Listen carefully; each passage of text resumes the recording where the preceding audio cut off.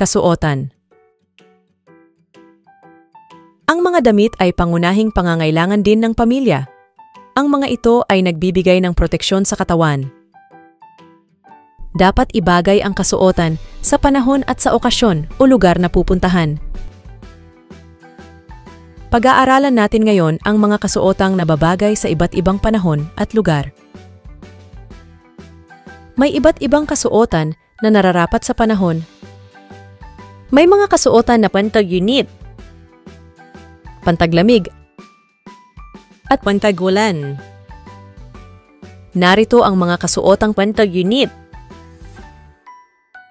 Sa panahon ng tag-init, maaari tayong magsuot ng sandal, shorts, tsinelas, bestida, o t-shirt na may maikling manggas. Maaari rin tayong gumamit ng sombrero at salaming pang-araw bilang proteksyon sa init ng araw. Narito naman ang mga kasuotang pantaglamig. Sa panahon ng taglamig, maaari tayong magsuot ng pantalon, jacket, sweater, at mga damit na may mahabang manggas. Maaari rin tayong magsuot ng sombrerong pantaglamig. Narito ang mga kasuotang pantag-ulan. Sa panahon ng tag-ulan, tayo ay kailangang magsuot ng damit na pamanggalang sa ulan tulad ng jacket, kapote, at botas. Mainam din na tayo ay gumamit ng payong kung umuulan at tayo ay kailangang lumabas ng bahay. Kailangan din nating ibagay ang ating kasuotan sa lugar na ating pupuntahan.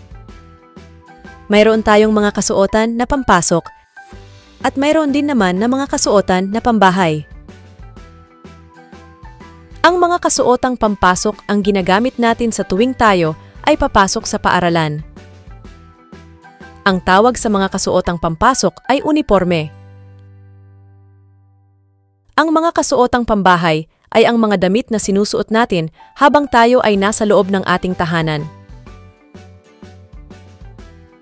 Ngayong alam na natin ang mga kasuotang pantag-init, pantaglamig, pantag-ulan, pampasok at pambahay. Nararapat na gamitin natin ang mga ito ayon sa panahon at lugar na pupuntahan.